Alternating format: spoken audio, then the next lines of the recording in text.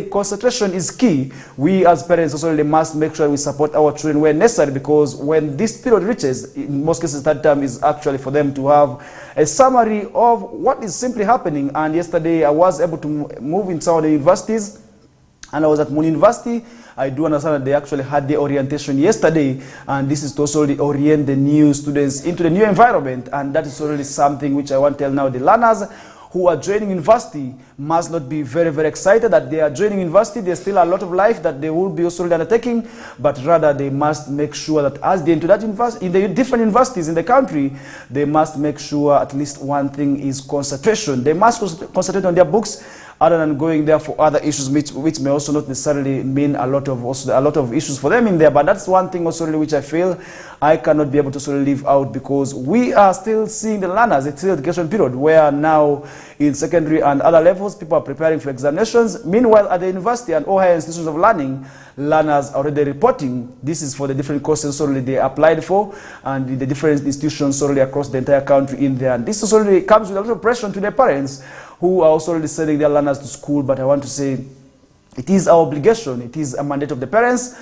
to also really make sure that they educate their children, because as a parent, if you really do not educate your child, then what exactly will this child be doing in the next coming years? Because entirely, most of the times, people depend on education, and to also really have a better education for the child is actually one thing I feel is very much paramount, and also really which I feel I need to remind you as the parent of. But now talking about also education issues in other areas, we have seen a number of children already going through a lot of recent with evictions in Luigi.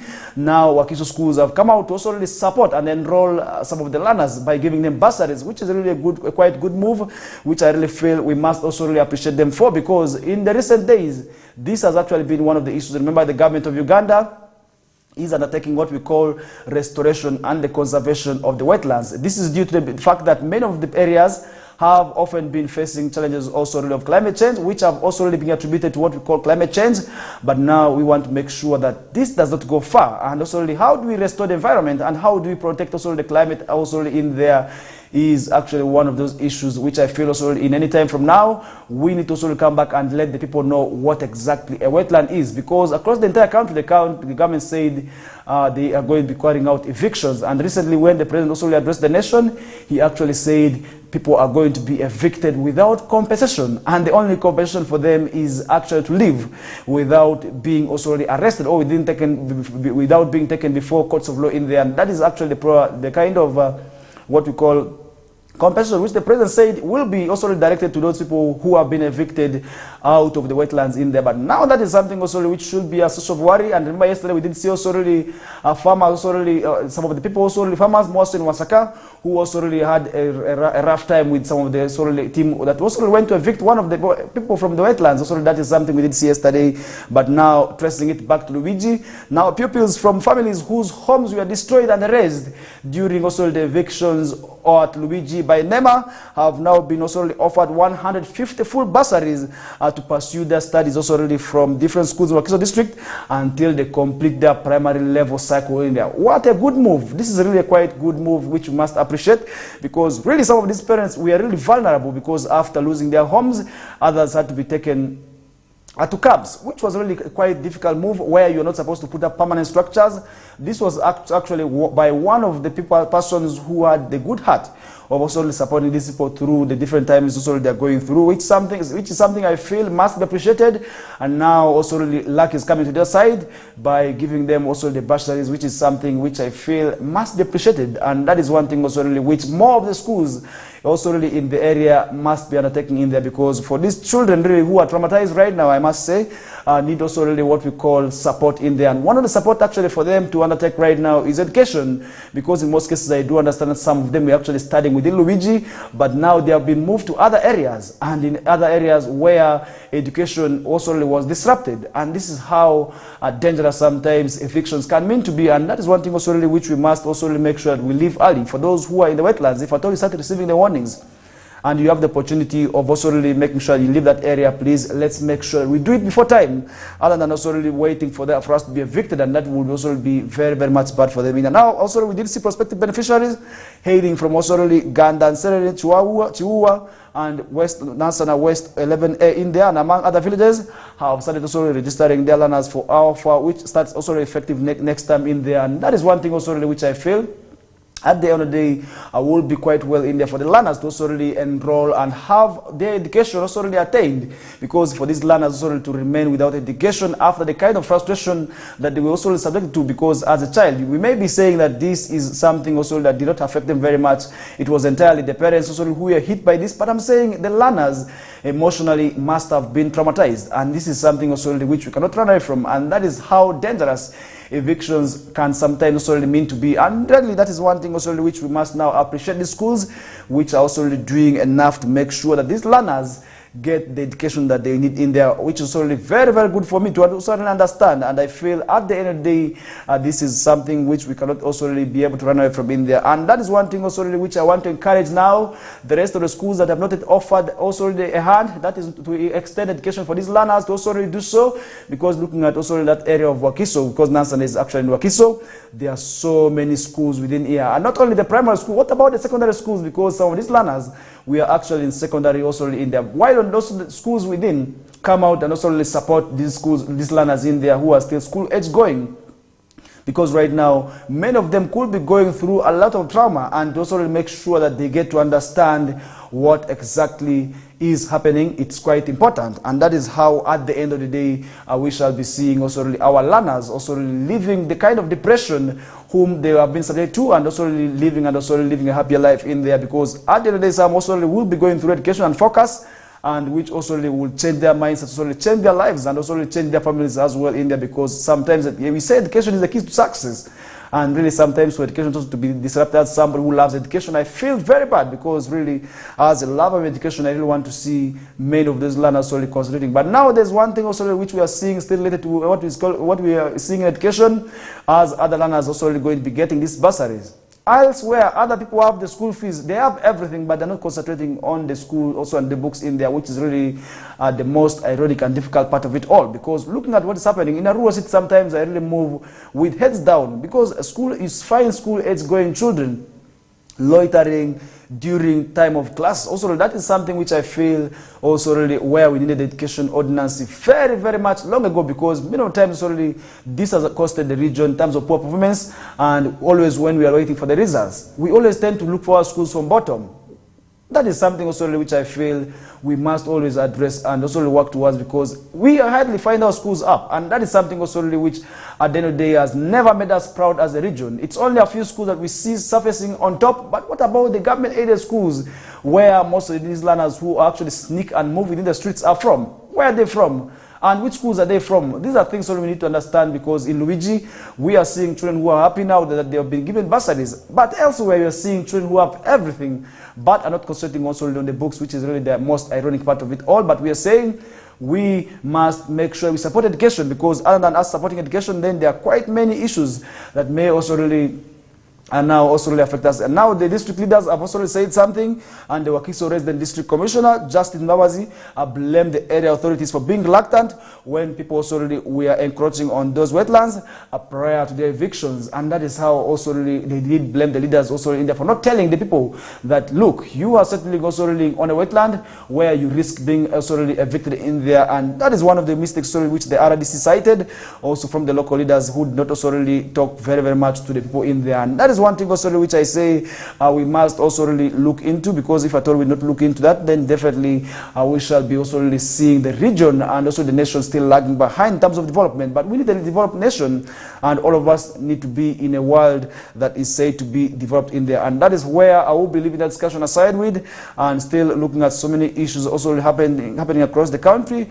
The Microfinance Support Center and the hist that betrays the active poor is only something which we are looking into the world of crime. Today we see a lot of also finance institutions grabbing people's national IDs and people's property. That is just in terms of also getting loans.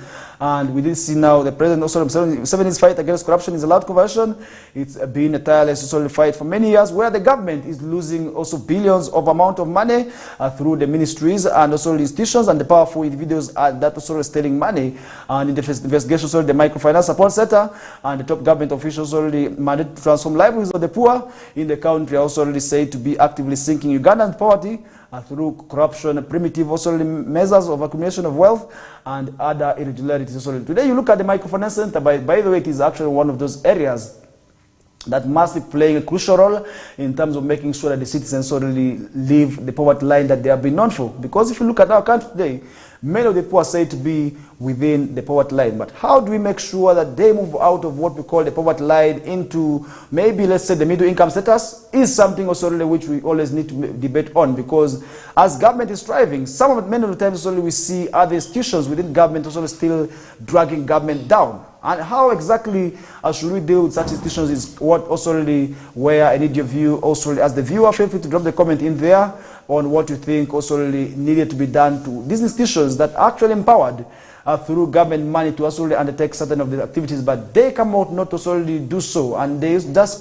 getting taxpayers money like that, and also really do the opposite in there. And that is one thing also which I feel at the end of the day is quite important for us to also undertake on, because if at all we not also undertake that, then definitely we are going to be still the ones facing the challenges. Because if at all we not also change, then definitely it is still us who are to face the challenges. It's our children who are going to be also very much hit by this. But that is also something also where we need to support the poor. And today with the several government programs, for instance, the parish development model, the Myoga, the microfinance center has one mandate, that is to come out and sensitize the locals and the target beneficiaries first before giving out this money through what we call financial literacy. Because many times forget the monies, and really in most times the poor who get the money have had a lot of challenges. That is why sometimes we see these government programs failing, because somebody feels I needed this money yesterday, but this money comes also sometimes at a time where they are in need of it very much. And that is how at the end of the day we see these programs failing. But how do we make sure that we push these programs further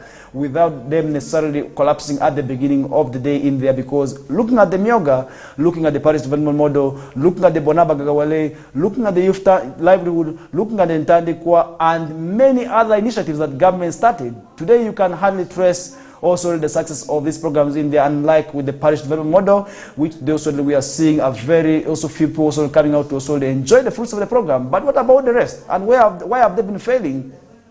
I really want to say, in most cases, in my own opinion, they have been failing because of issues of financial literacy, because people who are also really receiving this money did not have really the way of the behavior of how to use money. And that is how, at the end of the day, many of them have been failing to also utilize this money properly in there. But now we want to look forward also on how we can be able to really make sure that people move out of the poverty line that they have also been attributed to. And in most Western sub-region, in most cases already, we have been termed as one of the poorest regions. The entire northern Uganda, by the way, has already been put behind the poverty line in there. But how do we make sure we change that narrative as the citizen, as somebody who is out there? I really want to say we still can't be able to play a part and do what it takes to move out of the poverty bar line in there. It's quite possible. It's not a narrative. It's not only a dream, but it's quite a reality which we can all do and which we can all undertake at the end of the day, which will also really be beneficial for us to already do in there. But one thing that we need to do is understand that the government is actually giving out these monies not to be eaten. And that is the narrative that I really feel people must first of all change by themselves. Because many times you see people thinking that this money government is giving to them is actually campaign money, which is not the reality. Because I've been able to move to some of the local governments. For instance, I was in Maracha, I was in Terego at that time, still engagements connected to PDM. I realize that people sometimes do not understand that this money government is giving is for them to also really change their livelihoods. And who exactly is now to make sure that this person understands that this money government is giving, the 1 million also government is giving under parish development model, is actually meant to change their lives. And also meant to also really change their entire families. And that is how, at the end of the day, cases of people using the money for drinking beer, at the end of the day, cases of people using the money for buying mattresses, at the end of the day, cases of where people use the money for buying hoofers can be avoided. it's only us now to talk to them. Me and you have a mandate to play in terms of solely telling them that they have to change their ideas and also change their mindset on how they perceive things. And that is how, at the end of the day, somebody can be able to solely change their livelihoods. And the one by the way I want to say today, if at all somebody engages in what we call a commercial culture on a small piece of land, you can't be able to solely change your livelihood in there. And recently I did see one of the leaders within a rural city, that is Matua, also coming out to post one of the police officers who had planted good onions within a small piece of land.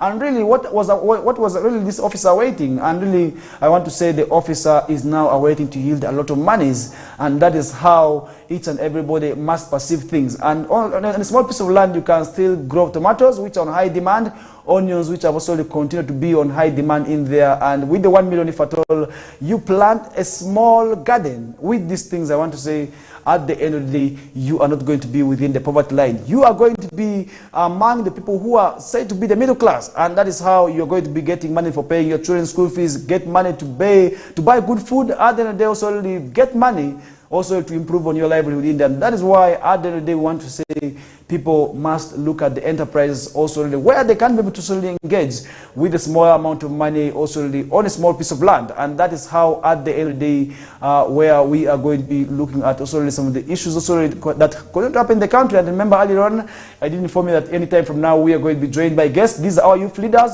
These are our people who can be able to solely stick to the ideas also that the youth also should be in the know of, because anytime from now I will be ushering them into the discussions and also really let us know why it is very much important for the youth to actively engage in politics ahead of 2026. Because many of times now we are seeing them saying we are waiting for them. They lied to us. They did promise us that this project we shall be bringing to them, and they told us this and that. They did not come. Now they are coming back. We are waiting for them. And if anybody comes back without fulfilling the promises that they made to us, then the person risks also really coming to us. Because in some of the areas we have realized that these people are now chasing us, some of the politicians. And now we want to say, why is, instead of chasing politicians who come and like them, why don't they engage themselves in politics? So it is now the youth who can be able to solely front the ideas of the youth by themselves. That discussion will be coming later on, and we shall be joined by guests I will be keeping secret for now, and they will be here to solely keep you in the discussion that will be continuing up the hour 9 o'clock. For now, we are still continuing with the stories that continue to happen in the country. And still many issues continued to happen yesterday, where we did see now Professor Pauline Biachika, who has been appointed as the new Mbarara University Vice Chancellor. That is really another story that which I feel I cannot be able to solely leave out in. And that is where we are going to be taking another short commercial break that will be ushering us into the next discussions. Stay tuned.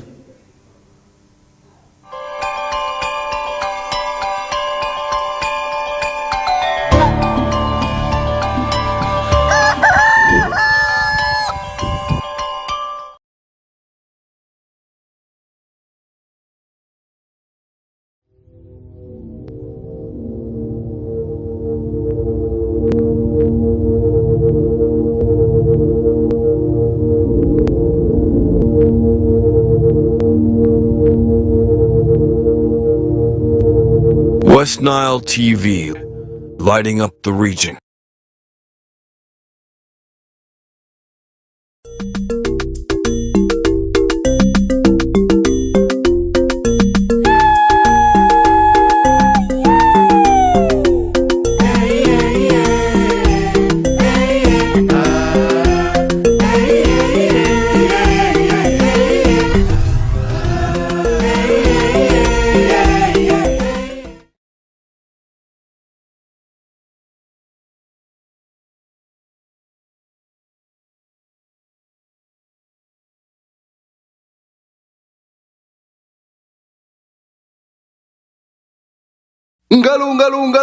It's true what people say, that when I wash and you wash your hands with soap, we'll have less infections as Ugandans.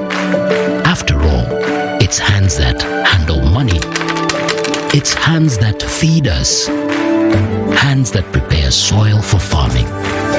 Hands that we use to learn. And hands hands that we use for fun.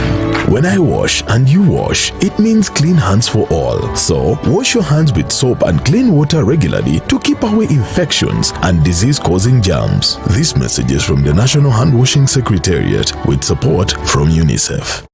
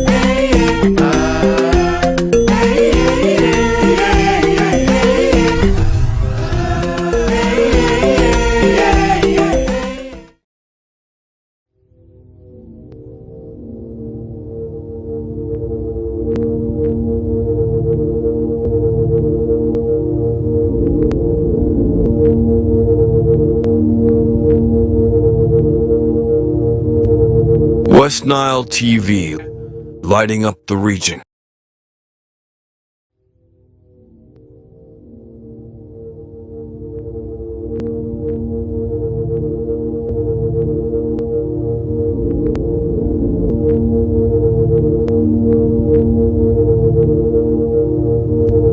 West Nile TV, lighting up the region.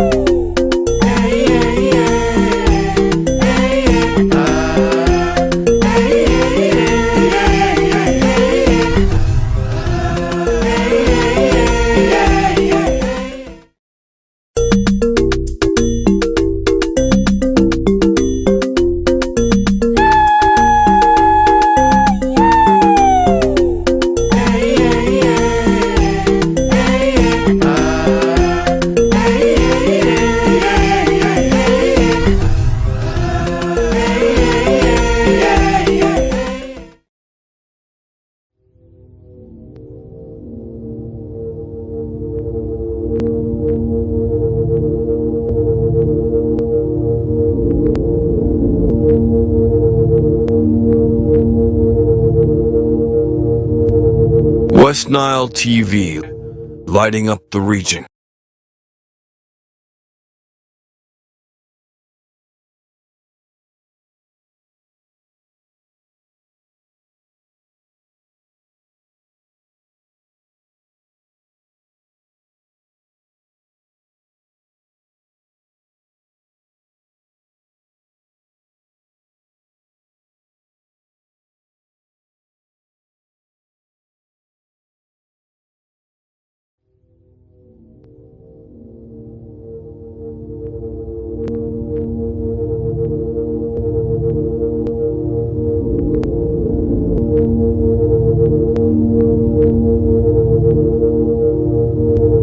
West Nile TV, lighting up the region.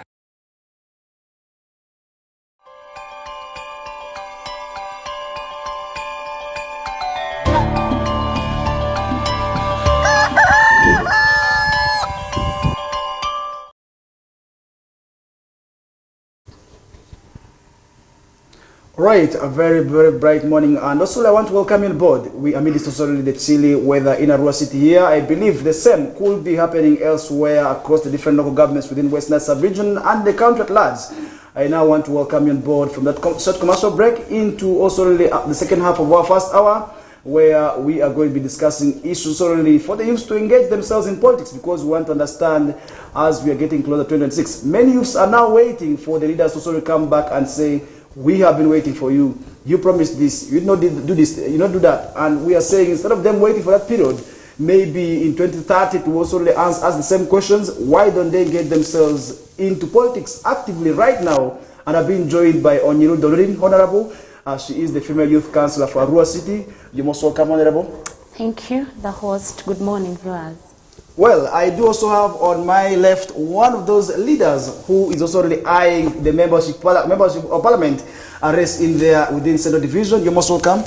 Thank you very much. And his name is Obindu Jackson. And we are going to be doing that discussion with you, the viewer, up to 9 o'clock in there. But now we want to start with the discussion straight away, and later on, Anguio Godfrey Honorable also will be joining us onto the same discussions, where still we want to understand why must the youth engage themselves into politics. And now I want to start with you, Honorable. You have the experience of being into leadership. Why is it important for the fellow youth to engage themselves into politics ahead of 2026? Why is 2026 a crucial year for them? Yeah, thank you, viewers out there. My name is Zonyiru Dorin, the female of Councillor Roa City. Why the youth should engage into active politics come 2026? Reasons are so many, being that taking an interest into politics, one thing is that the youth contribute a lot in this active politics in Uganda. If you take in account, the majority are the youth in the whole of this country. So why should they actively engage themselves into politics? First of all, the young people should know that politics is not a job, it's not a profession. But why should you engage yourself into active politics? The young people contribute a lot into democratic, in the democracy of this country. And if you take into account the interest of the young people, we may find that there are people who take into positions of the young people to represent them in parliament, and they will not represent the interest of the young people as expected. So why should they engage themselves into politics? Yes, you engage yourselves into politics. Being active is something, but voting is another thing.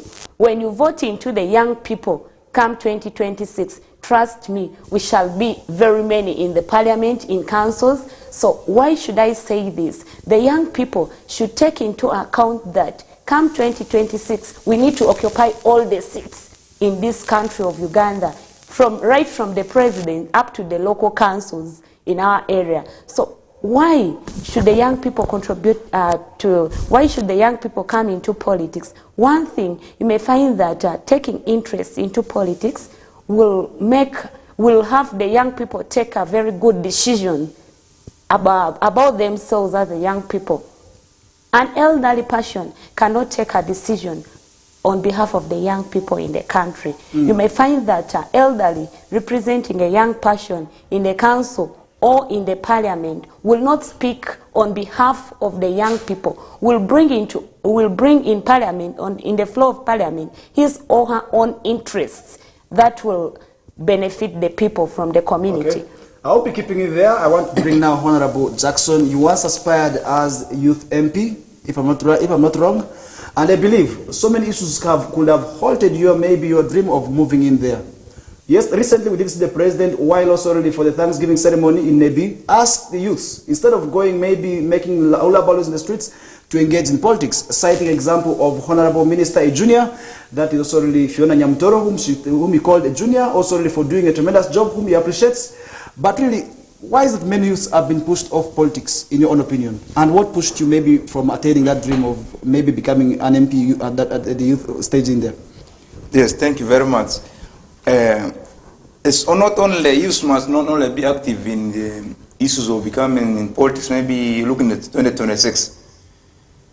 If youth want to be successful, let them first deal with this vice of corruption in Uganda today.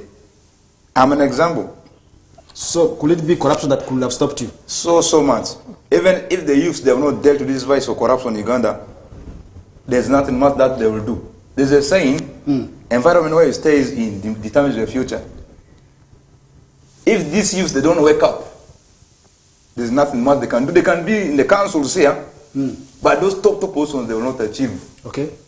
When we were contesting for youth MP race, when it was left with one day to voting, big figures in Uganda, big sorts of Uganda, big wigs, they all came to support their relatives. They all came to support their people. And the other day was rigging, intimidation, torture, mention and for all. So you youth in Uganda today must first wake up. They must first deal with the issue of corruption. Okay. If not, they're just going to waste their time. Okay. So I'll urge all the young people elderly people, all stakeholders to rise up to first fight this vice of corruption that is in this country today. Okay, talking about corruption, where is this corruption clearly manifested? Within the parties or within the electoral system? Where exactly could be this maybe corruption be playing a part? Now, in your own case, where did it fail you? Now, currently, if it is issue corruption currently, it is the people who are steering this country who must first steer this country very well. Corruption in this country is too much. But pertaining issues of elections, it is these same big people who come and manipulate youth, and the things happen. My sister is here, she's a councillor, but let her first go for MP seat position. That's when she will realize that things are not good. Even my friend Faris, you are here. If you try to go for MP seat, that's when people will fight you, especially here in a rural town. Which youth have you seen here is a youth here, and then he's a member of parliament. These are people who all have money. These are people who are already aligned to certain parties. These are people who are known. So this is Uganda today. Okay. So youths must first wake up, let them first deal with corruption and vice. Okay. That's number one. Number two, let youth support each other. For example, if my sister here on Euro contests, we must first rally up behind her. But unfortunately, Ugandans are now drained. Ugandans have become so poor. Up to the extent where Ugandans only think of how to eat food, then to put their ribs to rest. So anybody who gives these youths 2,000, 5,000, they will change their mind. They will leave you for this. I swear. Okay. But a sister like this one here, she may not have the money to run for member of parliament race, especially on an NRM ticket. You need to have from 200 million to 500 million. You still having that money. My comrade, they're having that money. You not have that money. Okay. So that's the unfortunate thing with us. So there's already a difference between us and the elderly. Okay. So it's all of this. So I believe money is playing a part in pushing many youths away. Too much. How has it pushed away from maybe leadership? Because you are the reigning youth leader in the city, and I believe experience matters. Yeah. How has money pushed many youths from engaging into politics? Well, I want to start with an experience of my own personal experience. When during the last time elections, I didn't have any 50 shillings, but I contested. My manifesto showed me a lot. My opponents had a lot of money, and they were even elderly. And that's why they were kicked off. Actually, I didn't come on NRM ticket. Why I'm now a flag bearer was because they forged documents. They had a lot of money to forge documents, to contest into politics, to bribe voters. So I am urging the young people, when somebody has the potential, and when you see somebody is very potential in this politics, please do not vote money. You can get that money and eat, but you vote in somebody who has the brain, somebody who is going to provide for you the services, somebody who doesn't have the money. As my comrade Obino had said, the politics of Uganda is commercialized, as to the extent that the young people even run after 1,000. Okay. And yes. Now, Honorable, I want to bring you back here. You have interests of coming ahead of 2026, and I've often seen that where you have been organizing leagues in different places, bringing together the youths. I believe that has not gone well with some of the youths out there because their mindset is totally money. And talking about money today, let's project 2026. How is it going to be like money versus interest? Where is it going to be like? Now, for a Ugandan youth to be successful, especially for the member of parliament, especially if he wants to make to the 12th parliament, one, this youth must position himself in a way. One, he must have some money. Two, must come on a good ticket. Must come on a good ticket. What do you mean by a ticket? A ticket means there's a ticket, specific ticket for youth currently in Uganda today. There's no way you can go and tussle the elders who have accumulated a lot of billions of money on the same ticket and expect to win. Okay. But you must come on another ticket that will suppress them. That will be like an earthquake. But with the mindset today the youths are having, I must build a house using 2026 politics. Yes. How are you going to that narrative? That's why I'm saying the youth who wants to make parliament, all parliament, especially, must have financial strength, must have good manifesto, and then must be on good ticket. Otherwise, if you don't have good ticket like what? You don't have money, you cannot make it in Uganda today. Okay. But today it looks like many people are actually waiting for this period because they want to make money. I often interact with the youth. Most of them tell me, if you don't have money, don't come to us. That's how far our government has taken our people. Our people have been constrained. There's nowhere they are now. Right now, Ugandans, they are starving. So the only way they think is if 2026 comes, that's when they will benefit. That's their hope. That's why they are talking to like that. But otherwise, it's not, elections and politics must not be things of money, because this is something that you will vote. Okay. Will determine your future for 5 years. Okay. Especially here in Nairobi town now, in the Western Division. See what is happening. Things are not good. The members of parliament, even I have not seen the face of a member of parliament like this. I think it's happening in other region. Because one, these people, when they went through, they used a lot of money. They borrowed a lot of money. So I believe they are still in recovery process. That's why they cannot appear with local people. So this must be the example. Now this must be a lesson for our youth, especially our local people, that if you vote somebody where you expect a lot, especially money, fast, the money paid in the parliament is not too much money. So this person must fast recover. So in the process, this person will not deliver services accurately. Will go forever. Okay. And here people also are crying that the so and so we voted, it's not coming back. But the people, you don't know what you took that person through. You don't know what it took that person to be in parliament. So sometimes there's a lot of frustration. These people, they go through a lot. From what I'm trying to hear from the MPs. So our youth must change their mindset. Let them come up, let them wake up. Once they have seen a youthful person, let them all rally behind that person and then make the person to be in parliament. Okay, now, Honorable, I want to bring you back onto the issue of commercialization of politics. Are we going to be seeing many youths engage in politics? Because many of them say they don't have the money, much as they may be having the ideas. And already people are fronting who have money, already moving within their different positions and also maybe different constituencies and other villages to also start convincing now people to vote for them. What would be your message to those youths out there who are fearing right now that they do not have the money, but they would have the interest? Well, it only depends on the mindset of the young people in the country Uganda. If we only change that mind of commercialization of politics, we shall make it through in this country of Uganda. I'm saying the year 2026 is going to be for the young people. That's the year for the young people. I promise the young people that if somebody is going to come with a lot of money, you'll vote in this person, and when the person reaches parliament or in the council, the person will not deliver services to the community who has voted him in, who has taken him into that position. So the young people must not understand some of these tricks that the politicians are using to bribe voters for money, and when they reach parliament or in the council, the services will be crippled. And if you see our roads are in a very sorry state. Even right now, when you drive or ride on a road, you look for a road on the road itself. What does that imply? It's the commercialization of politics. We vote into people because of money, and when they go there, they are going to recover the money that they have given to the young people, that they have given for the voters, that they have bribed the voters with, not giving it, but they are bribing the voters for their own interest, selfish interest.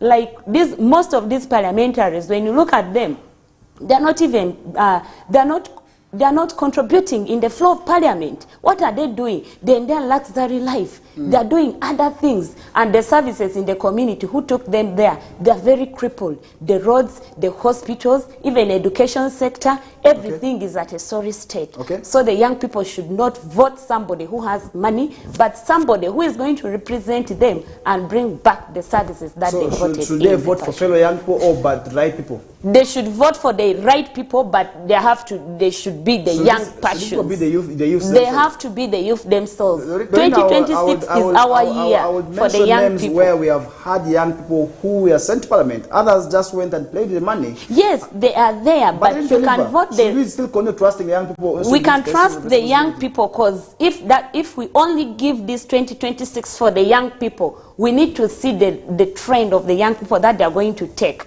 We don't want to see the young people on the streets. We also need to take them to the parliament and see how they can deliver services. We also need gender balance. Yes, I'll still bring back to you. In most of the by-elections which we did see in the country, I wouldn't want to go into names, but we have seen these people being replaced by their children, their relatives who are youthful. In most cases, they have not delivered. Should we still continue trusting young people into those positions of responsibility? Because that to me is a test enough. Now, you see, if you talk about people replacing those who, the diseased one, or maybe those who have gotten misfortunes with their children, it's very unfortunate. That's not how democracy is. Democracy must be, people must contest.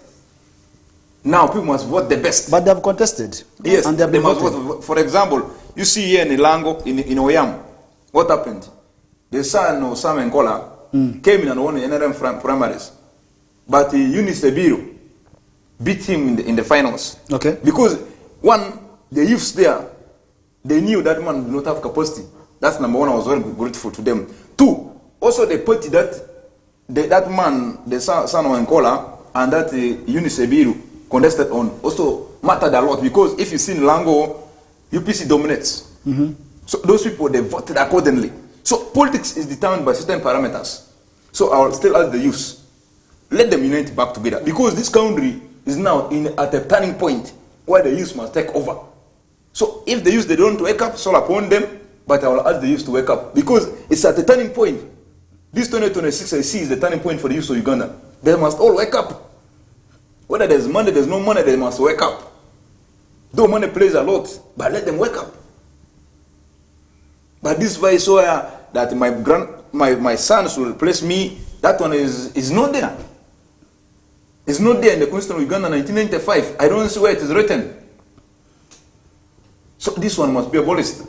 And it's us, the young people, who are the 75% of population, we can come and then stand up and abolish that. We can sow anger by voting in the polling stations. So otherwise, there's nothing much I can say. Let the youth wake up. Let us fight for our rights. Okay, that is Honorable Bindu Jackson. Now I'll bring you back in 2 minutes. Still on the same matter. Should we continue trusting young people? Well, I would say that we need to trust the honest young people. The young people who can deliver services, who can talk, who can speak, who can represent the community that have taken them there to parliament. Not only parliament, even in the local councils. You may find that there are people in the local council who are elderly, who cannot even represent, and they cannot even speak in the floor of the council. You may find that somebody, you think that the person is big enough, this person you're voting him or her in, but when the person reaches at the floor of the council or in parliament, this person is not speaking. He's not representing the constituency that he's supposed to represent. So the young people must wake up. And these other votes that people, the deceased, who they bring in their sons and their daughters, is that those are sympathy votes. We don't like it. As the young people, we don't need sympathy votes. We vote in somebody who is very potential. We are not voting because this person has lost the father or has lost the mother, so the person needs to go and represent the mother or the father in the floor of parliament. So that must stop. The young people should wake up, as my comrade had said. The young people should wake up and they should change that mind of commercialized politics in Uganda. We need to vote into people that are going to represent our voices in the floor of parliament. Since we are the majority, also we need to vote the majority young people in parliament, also in the council. When a young person shows interest, please, the young people should support actively.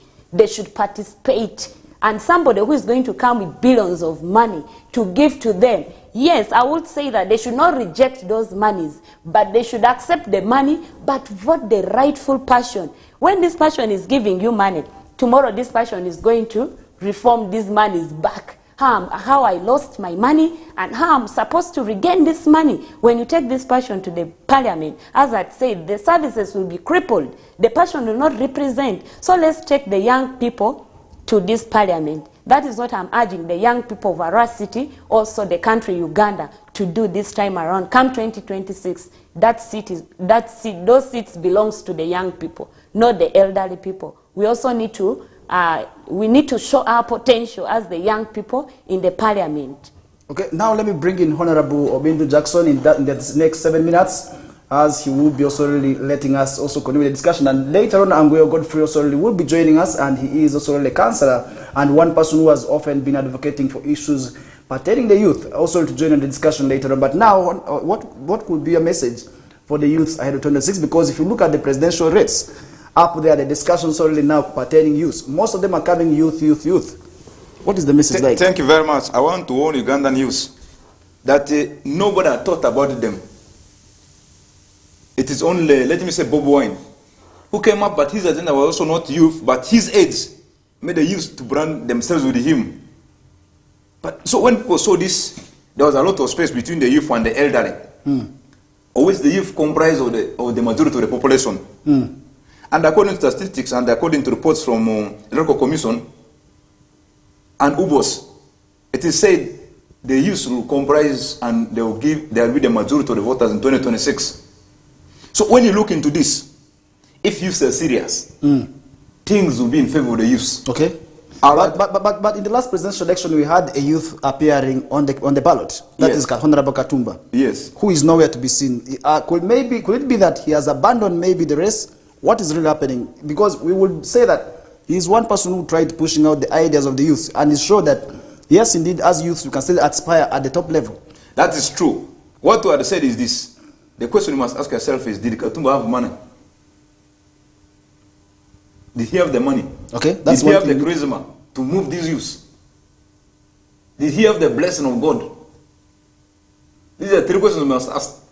As a leader in Uganda today, you must first have the charisma like how Bob Wine, Chagulan is having. But he had the charisma of moving the whole country. You know what's happening in this country? The signature Katumba Way became itself. You know this country very well. I don't want to say it here. Okay. You know this country very well. This country is captives under somebody's hands. Okay. So we cannot mention certain things there, but this country will lack a lot of transparency in this country. Okay. So let me go back. The EC said openly, and UBOS gave report that the youth will be the majority of the voters.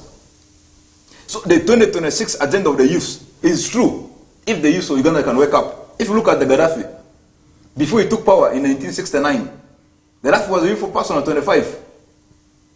If you look at this same Museveni, he was a youthful person when he took power in 86. So this is a turning point for the youth of Uganda. Okay. Let them wake up.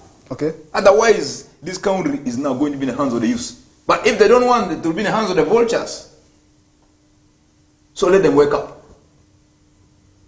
Okay, that is Honorable Windu Jackson. Thank you so much for coming through. And now maybe Honorable Doreen, in just 2 minutes, what would be your message as we get to also come back on the discussion in the next half of the... Well, my message to the young people is that they should just engage themselves in active politics come 2026, and we need to wake up. We need to speak for ourselves. The elderlies cannot speak on behalf of us. We are the ones to speak on behalf of ourselves. So we need to rise and join into politics in numbers that we need to represent ourselves, not the elders representing us in the floor of parliament and also in the floor of council. So in other words, should I ask this question I'm about to ask?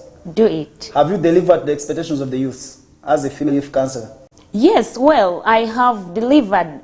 I personally, we have been moving. We have projects that the youth engaging themselves in. The government projects, we cannot do it individually, but we work on the government projects, the YLP, the MIOGA, the PDMs. We have engaged the youth into groups, and they're actively participating, and they're doing the needful work that they're supposed to do with those projects, and they're doing well. Okay, that is it, and that is Honorable Onyiru Doreen, one person who loves being a youth, and I've often seen her also really bring the ideas of the youth at the floor of council. For instance, during the PDM beneficiaries, the donations, and also how the money was shared.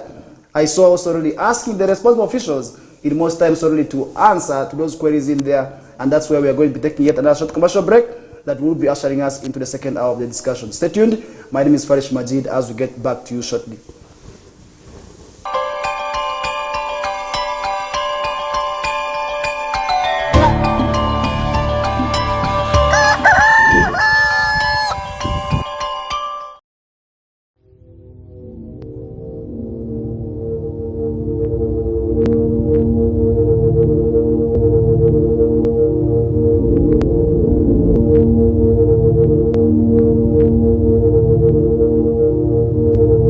West Nile TV, lighting up the region.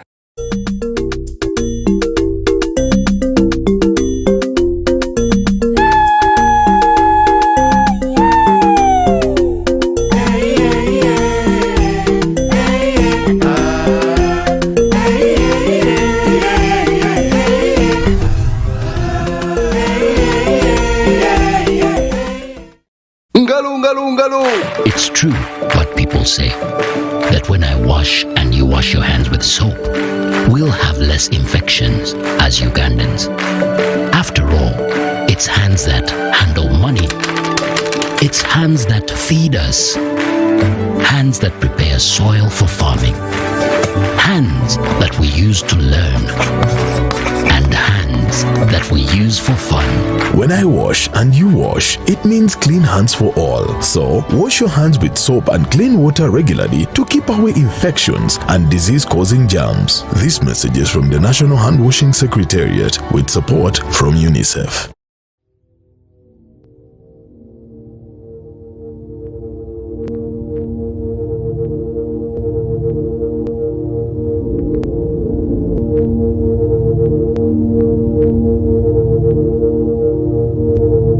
West Nile TV, lighting up the region.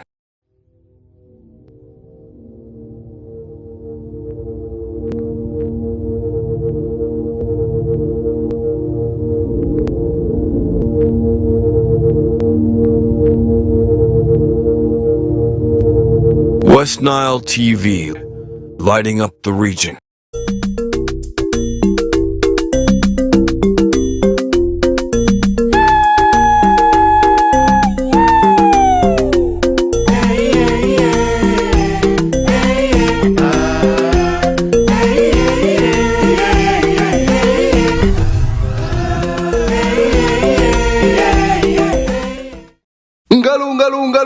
It's true what people say, that when I wash and you wash your hands with soap, we'll have less infections as Ugandans. After all, it's hands that handle money. It's hands that feed us. Hands that prepare soil for farming. Hands that we use to learn. And hands that we use for fun. When I wash and you wash, it means clean hands for all. So, wash your hands with soap and clean water regularly to keep away infections and disease-causing germs. This message is from the National Hand Washing Secretariat with support from UNICEF.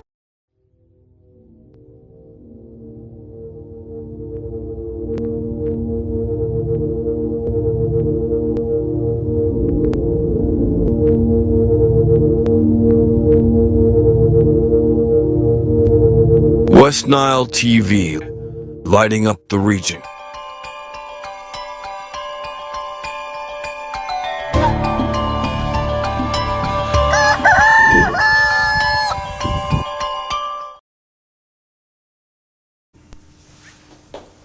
Alright, welcome back to the short commercial breather. We are back into our second hour of the show. It is just 2 minutes after 8 o'clock and my name is Farish Majid and it's a great pleasure having you on board from wherever you are watching us from. This is West Nile TV channel 477 on StarTimes in case you're just watching us for the very first time, and we also are there on Zuko on channel 0073 and online across all our social media platforms where you can be able to watch us on YouTube, on Facebook and also on X, not forgetting Twitter, TikTok in there, and that is where we want to make sure that you are in the know of what continues to happen in the country and internationally in there. And when I talk about what happens in the country, I mean everywhere in the region, also in there. And we're talking about what continues to happen in the region. In Obogi district, we are seeing flooding, and that is also where we are seeing River Nile, also the banks flooding, and where most of the roads have already been cut, and many people cannot hardly move in there. And that is something also where we need to pray for people that side, because others have already been cut in other parts of also the other local governments in there. Now movement has become hard, and now business has also as well been paralyzed in Obogi in there. And that is something where we continue following, and we shall be giving you more details to do that. And as we welcome you on board, and now we have been joined by two guests. One has just joined us, the other also was with us right from the first hour, but now these are the leaders who have often been raising issues pertaining the youth in the different forums, and this is where I want to bring them back to also really make us understand. And now one has just joined us, and I did introduce to you the other. She is the female youth councillor, Onyiru. You're most welcome back from the commercial break. Thank you, viewers. We are back here. Yes, and now I also do have Angio Godfrey. You're most welcome. Maybe first say a very good morning to the viewers in there as you're just joining us. Yeah, thank you. Good morning, West Nile, and good morning to everyone who's viewing the West Nile TV. It's been a while. I'm glad to be here. I think this year. Yes. And I want to say Happy New Year, West Nile TV. Because the last time I was here, I think last year. Yes. It's a pleasure to be coming here and be sharing pertinent issues. Okay, talking about 2026, earlier on we found us discussing issues of why the youths must take keen interest in joining politics ahead of 2026. And you joined at the youthful stage. Yeah, thank you. For those who may not know me, my name is Godfrey Anguyo. I'm currently the male city councillor for Ayu North. That is the former Manibay and Arroyo sub-counties. Before coming into politics, I've been an advocate for young people, because after serving as the district chairperson for young people in the Greater Arua district, and also having represented the young people of Northern Uganda to the National Council of Reproductive Health Uganda, and also having served from 2010 to 2013 as the National Youth Chairperson for Reproductive Health Uganda, and having engaged myself into politics at an early age, because I served as the Guild President at Arua PTC, and also as the Guild President at Makerere University Business School, Arua campus. You see, all this, it gives me time to work with young people and identify their potentials. And also, first of all, it builds your capacity as an individual. And that gave me an opportunity to understand the dynamics of politics. And yes, when I came into 2021 election, when I presented myself as a city councillor, I was 35. And as per now, I'm transitioning into the adult age. I'm now 38 years old. Okay. And by the time we're going for the next election, I'll be in 40 years. And don't be surprised that I also joined the bandwagon of the young people who said 2026 must be for the young people. I've already served as a councillor, and I don't think I don't need to repeat. So in other words, you want to take another step now? Yeah, 2026, I'm contesting as a member of Now, you are joining politics at a time where we are having youths, because over the weekend, by the way, I had an interaction with the youths, with many saying they must build houses using politics money. One told me I must buy a motorcycle using money from these politicians. How unique is this going to be from the previous elections? Yeah, first of all, why should young people get engaged in politics?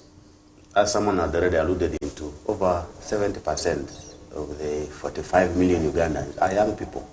Two, policies are made in leadership positions. National policies are made in parliament, and that's the core interest of the young people, because for the local governments, they only receive monies allocated in parliament.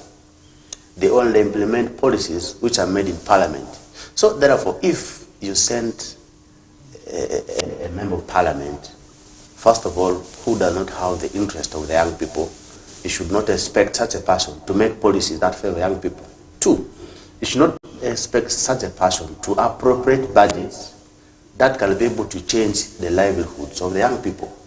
So therefore, it's very, very paramount that one, I want to rally all the young people in this region that come 2026, you must understand the agenda. What is that person's agenda for the young people? Because the young people are the majority. Once you change the young people, let me assure you, in Uganda today, you have changed the country. Because the services that are going to be offered, most of them are going to be taken up by the young people. So therefore, I want to support the young advocates, that it's time for them to engage in politics. Then two, I want to appeal to the young people to change that narrative of only saying they want people who have money to come to them. It's a very bad impression, and I don't want to blame them, because young people have found themselves in that scenario of politics being commercialized. Two, of electing leaders, and once they're elected, they don't come back to fulfill the agenda. They don't come back to fulfill their manifesto. So what does that tell a young person? Okay, That therefore means... Before you head in that discussion, Honorable, there's one thing I need to understand. As we are saying, 2026 could be the year of the youth. But how do we make sure that we mobilize the youth also to engage in politics, also really where we are seeing now the Ugandan politics has very, very much been commercialized, where the youth who have the guts of it, maybe the interest, do not have the money? How can we rally them behind to also make sure that they embark on the journey of joining politics ahead of 2026? What could be your recommendation? You see, that's what I was driving at. The issue of commercializing politics in Uganda as being done. And then another thing is the people have remained poor. We are still seeing the youth very, very much singing in poor, and maybe in poverty. And others could be doing that because they see it as an opportunity of making money.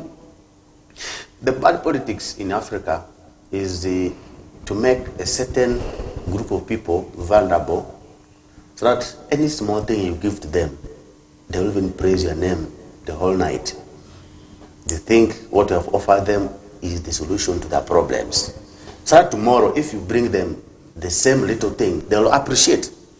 And it has been deliberate to make the young people very poor to an extent that they think whoever now brings to them. See, when someone keeps you hungry overnight, then early in the morning, the person who brings for you breakfast, you start praising the name of that person, but it's the same person who kept you hungry over the night.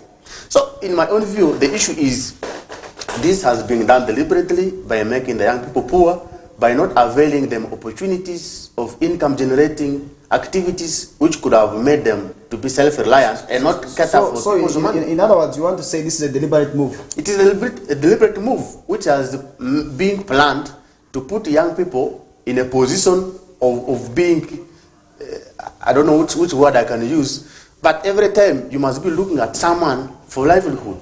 So therefore, the bad politics is that you don't put in policies which can make young people self-reliant. You see, when someone is self-reliant, has work to do, can make their own money, the person will not care about the little money that politicians give during campaigns. So what have they done? They have made sure the opportunities which could empower young people economically are suppressed, are not there. So that they only want young people to look at them as the only source of livelihood. So too, they don't implement those issues they told us during the campaigns. So that next time, we should also look at them. Now, what happens? The question you have asked is very right. Because the young people now are saying, last time we elected someone who promised to create jobs, who promised to establish for us skills training institutions, but 5 years down the road, this has not been done. So, young people now feel, I think it's better for me to elect someone who has given me something to eat now, then this person must go and eat his or hers. And that's the scenario where the young people have found themselves in. Okay. And we want to change that narrative. The young people must come to understand that we must not only look at what those 1,000, 2,000 are giving to you now. You see, in China, there's a Chinese proverb that says, someone who gives to you a hook to fish is much better than someone who has given you the real fish. So meaning that hook, you can actually use it to fish today, tomorrow, and forever. Okay. So what is happening in Uganda now is they don't want to give young people the hook, but what are they giving young people? The fish. So that tomorrow, this fish will be eaten yesterday, and then tomorrow there will be no fish. So therefore the young people will say, for us to give you opportunity again, also give us the fish, they will give you another lucky sand. Okay, Honorable, let me bring you back here into issue of skepticism and also really what we call criticism as well. Many elders believe the young people cannot ably represent them, and they feel if they elect young people, they're going to be using the money. First of all, if it is a man, they're going to be spending the money with women. If it is a woman, they feel this person is going to be spending the money with men. How can you change that narrative that is always there now that can also really help bring the youth back on board to have that trust? How possible is that, and how can we attain that? Okay, I would say that our perspective, our goal is to ensure that the young people are the rightful people in decision-making processes. And when you look into these young people, how they're supposed to represent themselves in the floor of parliament and whereas even the local councils, the politicians must be aware that these young people are the most important people in decision-making, and they are very capable in doing each and everything that they think they can do better. So these young people should take into account that they are very capable. And these elderly should know that these young people's voices matters a lot. Since they are the majority, the elderly cannot make decisions on their behalf, so the young people are very capable. There's a perspective that majority of the people do say that the young people are hectic, they're headache.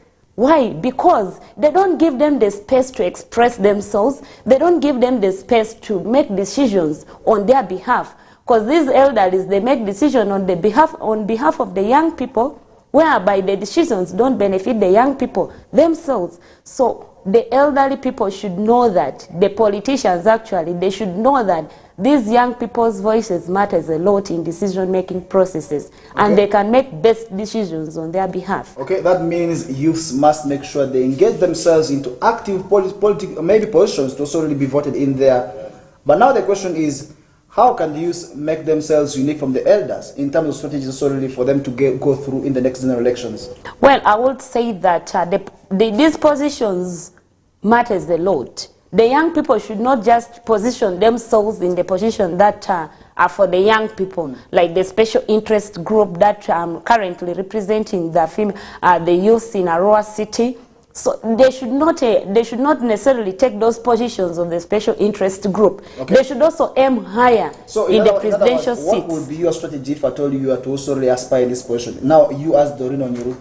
Well, my strategy will be that if ably the youth will have that support as in Arua City, I will even contest as the woman MP of Arua City. Why not? I have the capacity, I have the potential, I have the voice to represent the women of Arua City. So the young people should change the perspective that they are electing somebody because the person has money. But when you look at somebody who has the money but the person has no brain, what are you electing in the floor of parliament? The person will go to the parliament and have fantasy, luxurious life and enjoying himself or herself. As a youth still, I want to ask you here, how would your approach be different from the elders? Well, I would say because the elders keep on talking, I'm going to be creating job for the youth, I'm going to be doing this for the youth, I'm going to be doing this. Most cases they come. These are the promises they keep on making. What would be your strategy? Me, I will never make an empty promise, as Doreen, myself. And this can be evidence that when I was campaigning, I didn't make any promise because I was still new into politics. I didn't know how the system operates. So these promises the politicians always make, they are very empty. And once a politician makes a promise, I trust me, the politician will never and ever fulfill that promise till when he also leaves the seat. So me, I'll never make any promise that I'm going to do this, I'm going to build hospitals, I'm going to build schools, I'm going to construct roads. No, because I know these things are not personally done. It is the government policy that we are supposed to follow. So these politicians, I'm urging the young people, if a politician comes to you to make empty promises, trust me, let's not vote into such a politician into an active election. This politician must not represent us in the floor of parliament or in the floor of council. We should not vote in politicians who make promises, but at the end of it all, there's no service delivery in our constituency. So as a councillor, you didn't make any promises. I hope you had achievements. What are those? Okay, well, I didn't make promises, but the achievements that I've so far achieved with the young people is that we are trying to work with the government projects that, as earlier on I alluded in, we have YLP projects that we are trying to get back to the community. That is one of the government projects that is benefiting the young people a lot in Arua City and even in West Nile. We are also trying to, we have also engaged the young people taking this PDM money and put into resourceful use into agriculture, to venture into agriculture. There are so many young people who have that perspective of agriculture being not their own work, but we have changed the mindset of so many young people here in Arua, particularly in Arua City. They have made the rightful use of that money of PDM. Apart from the government programs that are being implemented, do we have any tangible maybe projects that you did also ask for while you were at the floor of parliament? Because we have today very many programs that remained on paperwork. We have others that we actually commissioned by also some leaders, but most of them have remained paperwork, and the operation has just remained the way it is. I don't know what time they're waiting for, but really that is only where I need to ask you, do you have any tangible project that we see today for the youth is running? Because today we have a lot of issues pertaining to the youth, and looking at criminality, most of them are said to be the youth who are buying that. Looking at the theft within the Rosity, and you cannot run away from that. it is mostly the youth. And looking at drug abuse, it is the youth. And we could do a lot maybe in terms of mindset change, in maybe making sure the young people also remove away from what that behavior also into becoming maybe better citizens. What can you say about that?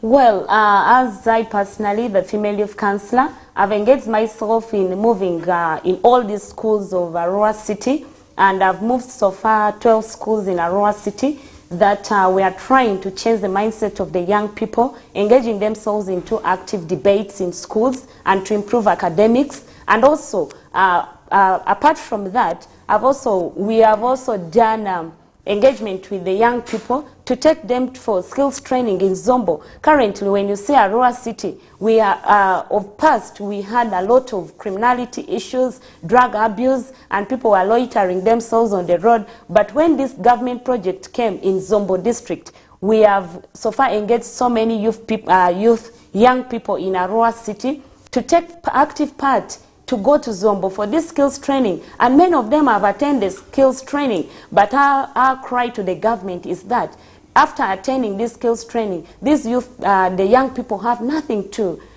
at hand to start the startup capital to start up their businesses. But what we are trying to engage the government in the flow of council is that they should take our voice. The parliamentaries, even who do not attend these council meetings, my cry is that these parliamentaries should attend our council meetings and take what we are representing in the flow of council to the parliament, such that our voices can be heard. Because our outcry right now is that the youth that have been taken for this skills training in Zombo, they don't have startup capitals. So that is the current outcry of ours. Okay. The youth should be provided with these startup capitals such that the ones who have attained the skills should keep themselves very busy, not coming back on the roads, not coming back for drug abuse. That is now our outcry right now. Now let me ask you, Honorable, do you feel the leaders of the city have ably represented the ideas of the youth? This is your own opinion now, I believe.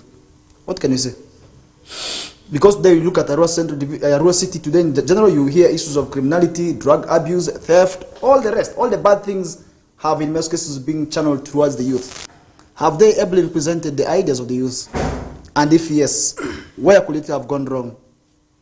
Yeah, first of all, we need to understand the mandate of the city council, a local government. We have, as city councillors, we have 4 key roles. One, we represent the views of the people. Then we do appropriation of the city budget. We do an oversight, monitoring of those government programs, and also engage in advocating for the better distribution and equity in terms of service delivery. So you clearly see that the mandate of us, the city councillors, are limited to an extent that what we do will only depend on the available resources. And unfortunately, the manner in which the programming and budgeting in this country is done is in such a way that most of the things are centralized. You'll be able to realize that local governments have little to do in terms of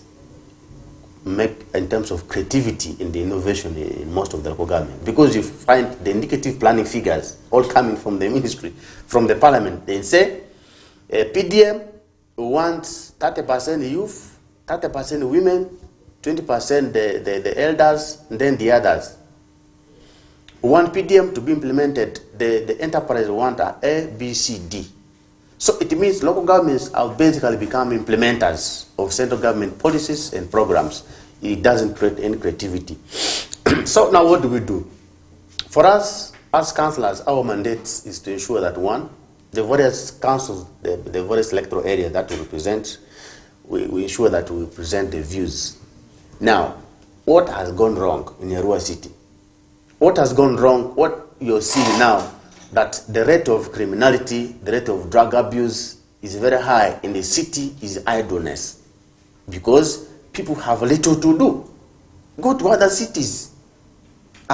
Fortunately, I've got the opportunity with my engagements in youth advocacy. I've moved in the entire country. You only see it is the Arua City where you have limited economic activities where young people can meaningfully engage themselves in doing activities. You go to Mbarara, You don't see young people sitting by the roadside. You follow from Kampala up to Jinja. It is rare for you to see young people loitering on the road. It is clear, I say, an idle mind is the devil's workshop. You see, so is it government's weakness or it is society? First of all, or it is you, the leaders, who are not doing enough? The issue of making the young people idle in West Nile is being done by the government. Why? Because the key drivers of entrepreneurship have not been there. Now we have electricity. We have been complaining about electricity. After are we still seeing the same stories? Because we have now been finally connected to the national grid. It is on record that West Nile has been connected to the national grid after 110 years. In these 110 years, the central region, western region, eastern region have all gotten the opportunity to have electricity where young people can meaningfully engage themselves in value addition, in operating welding, saloon, carpentry, you name them, so that young people have variety of opportunities to innovate, to create employment opportunities, so that you don't have time to sit and loiter. So when you find you have limited avenues of survival, what do you expect? Someone must survive. So the criminality you see on the streets is created by idleness in the mind of the young people. Let me tell you, finally, yes, we have the connection of the national grid 2 days ago, and we are yet to see.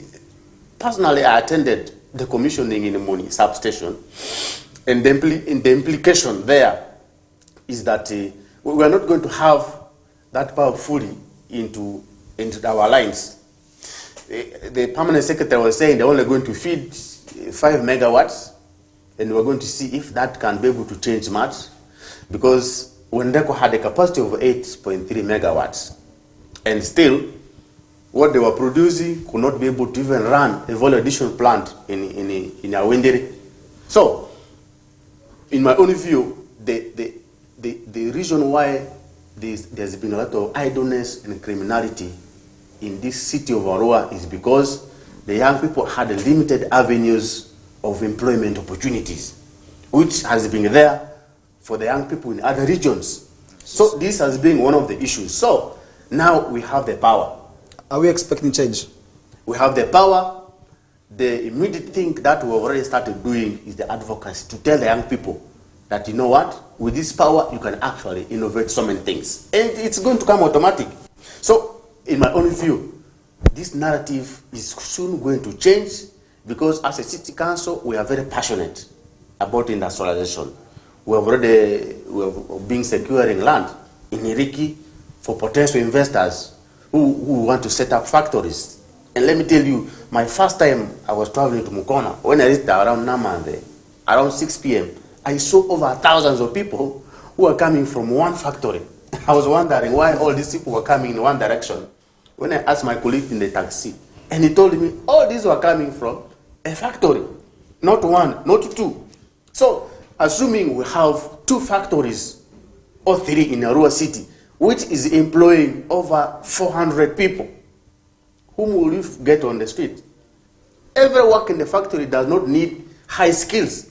There are people who just go and be making those sacks, who will be rolling things, carrying things. Will you find any young people loitering in the city here?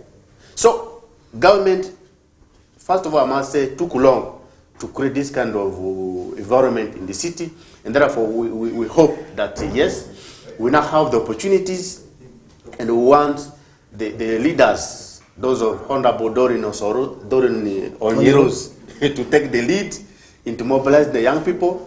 As the advocates of young people, we are going to rally behind you to ensure that we attract investors, we attract people who can be able to come and invest, create opportunities. We also encourage young people to prepare themselves. Okay, that is to take up the positions. And now the question also really I want to bring you finally on is, what should be the agenda for the youth to front as we get closer to 2026? And what will be the agenda for youth also to come out and with, maybe where everybody would buy the idea of saying, let's now support the youth, and what would that agenda like? And if I told you to maybe share with us. First of all, opportunity comes to those who are prepared.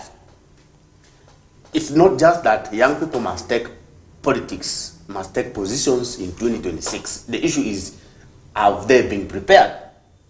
For you to go to parliament, you must have at least senior 6, basic. Do they have that qualification? Then two, for people to trust you in leadership position, you must show cause. You must present yourself in a manner that when people say, we are going to give you this position, you can actually be able to present ourselves, present us in the parliament. You must be exemplary. Your behavior in the community matters a lot.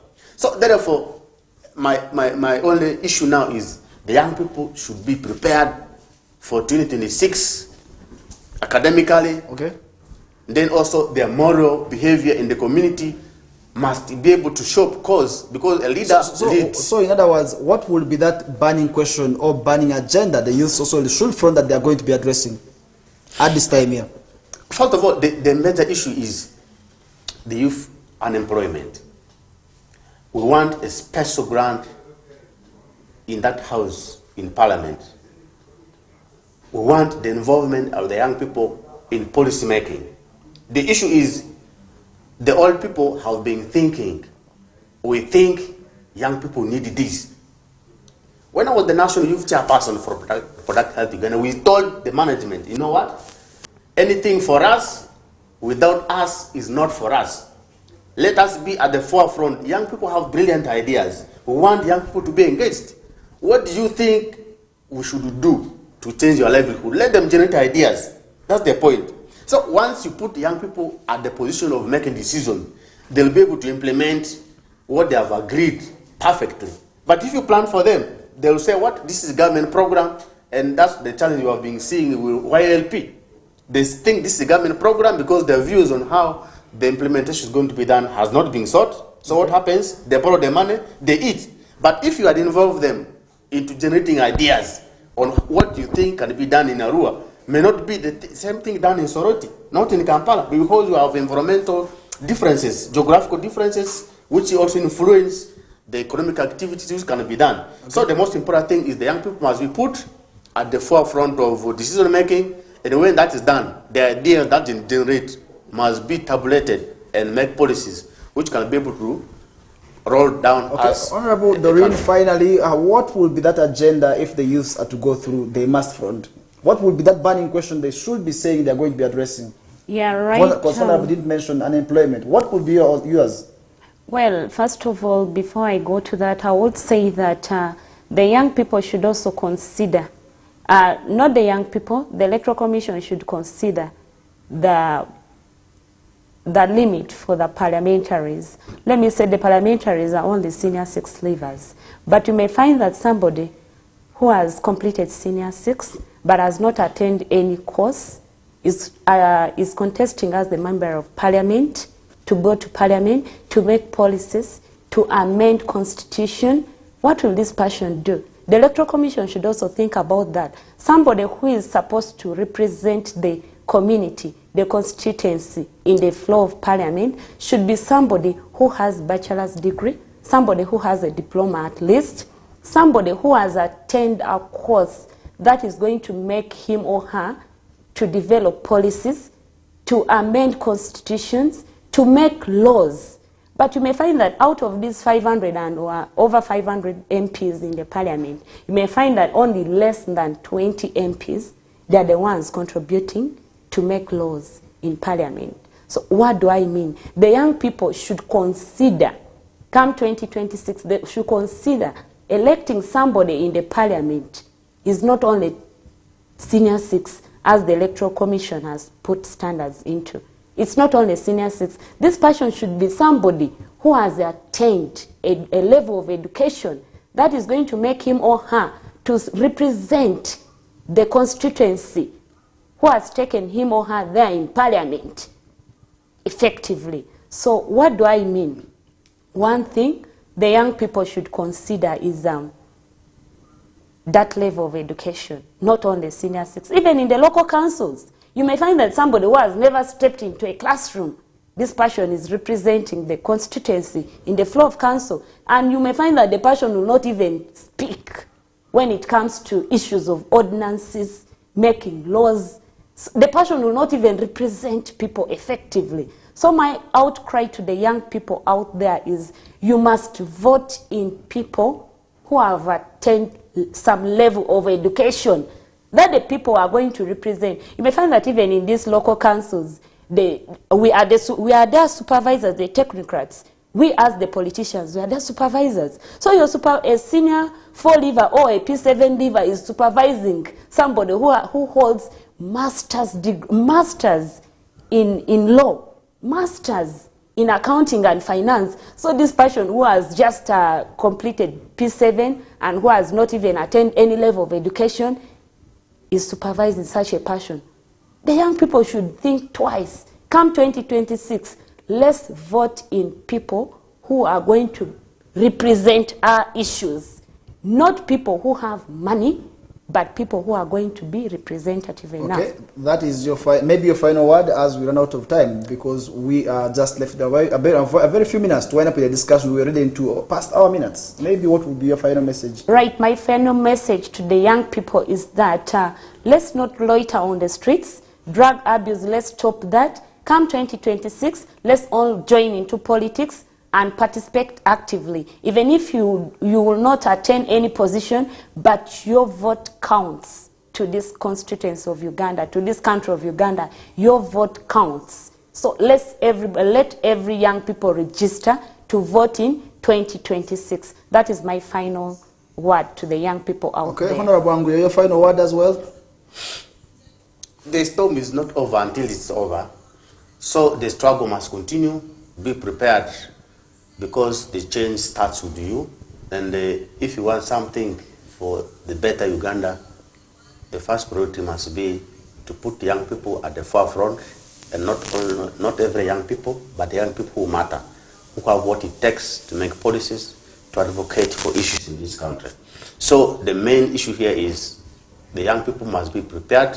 They must show cause that when people give them the opportunity in 2026, they should be able to represent the views adequately and make policies which can be able to change the greater views of the young people.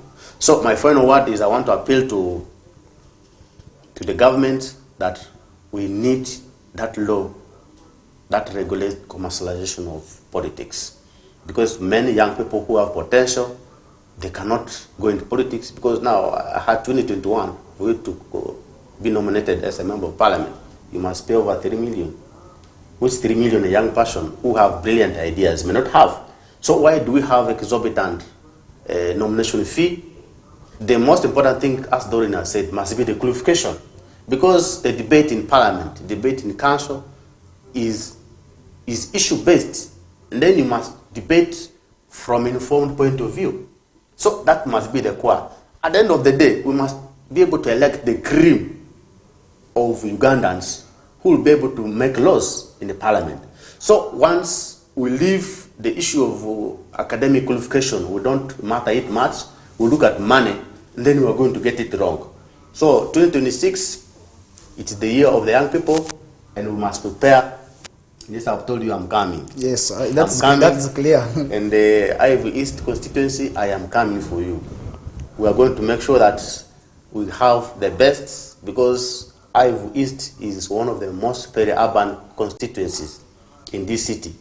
And the majority of these criminalities, their pockets, a good number of wards in this constituency are culprits of this. So we need to engage into meaningful policies.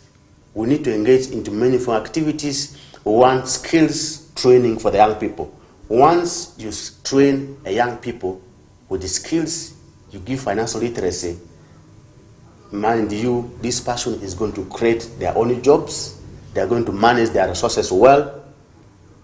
Let me tell you, by the next time you come for the next campaigns, young people are not going to ask money from you. Okay, so empowering the youth is key, because they're the majority and they're the ones who also as well have what we call the energy, and that is where the youth also must make sure they get themselves in active politics. And with that, we are coming to the end of today's discussion, and later on we shall be having the news bulletin Global with Fete Manuel.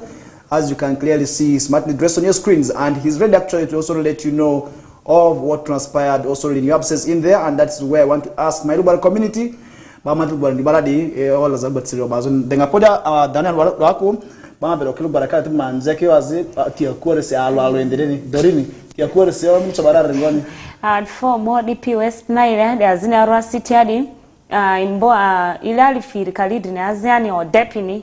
So there's Kanga Passo and Mivan Guadaleani, Lenia Tikira Vasi, and Mavininga Passora, Pariman Passo Zuringa, Dumika even ibe, and you wrote Demava even a Dumiari, Nikioda Kilili, I can get Mudile, Ibekmani. I didn't know my molo earls, but so Otamin but Bama, but Ringon. The Mabuti and the Kindama de Muluberti, earls, but Sirisungas of a Teman. You mean so bad Ringon? And you're not that didn't tell the Magic Luberti, news bulletin, number did. You mean so bad Ringoni? Amalubara, Satabo, Amani Tozongo, Amadis also. Yonder Amani decision then a chini. Gamete Fede Amana Chi, Ethiopia Kalamvu, Ambumbu, a Fedezo, the GP, Eperadi, Gida Manebo, Aldimas Lubara, Aliu, and Ramon Vepirusi, Amana Vezo, Amana Ezo Yaudi, Massa, Apazri, Etadebo, so le Bangazi, Betty Tuolo, Amalubara, le Betty Tuolo, a discuna Catitico, a mission Gazoko, a Catitico Yamavledi, in a one. So I need Ale Bemeditita, Lily Fricadi Nazia, say, Bawara, Bode, School Labara, a mine Madazaladi, Paffing in Leba, a school board them a calafe, such Uganda, the area, Irago, collected in Toya Fazibe, Troll Madria, a chicken see, Ba, Calafe and Denny, Lebema Body Tenny. A school back I did Leba Faber di Chezo, you are Zoku Minigakini, he a chocho, a fogu. Po dangondi ibia ayo askuni dinira baba di teperi laguba di teperi ma avini cetaro bini. Okay, wale mali pia define ndisa rosa todin na matoto to darse amade nguliko anira dorini dedo angonde fuzudwa te matadira yozo bal baro de ni elzo berserni muria dia indekendeni ma tediri tv ma ger ma daiko ma telu kita mp next reni. The four more dipita ma neba TV di maladi TV di mazeki obe connect this had sama West Nile grid malabo leba mu TV di kidze ama TV starts West Nile adi ati aro city rule taba drama aivu akwedle TV awadibe yola zamani lubarati sirikirizo yo mani barela mva mavule akua fetema ndiger kwemrele dia aniale dia ma ibal barude eretezo ma paro asani amana medika savler say. Up next is the news bulletin Lubarati with Fete Manuel that will also be ushering us into the next program. That's the Northern Request Hour, where we shall be giving you music that is from Northern Uganda here, that is with Jero and also the Olivia Yuji in there. Later on, we shall be having other programs only following, where for those who speak Aloru, who speak also the Luo entirely, they will be having the Lembangia news bulletin coming through. That is at midday. And then thereafter, we shall be having many other programs also that will be coming still to keep you also really locked in there. And that's where I want to ask you, the viewer, to keep it locked right from this morning until where we shall be also really climaxing with our programs for the day in there. Have yourselves a good day, and we shall be bouncing back with the discussions tomorrow.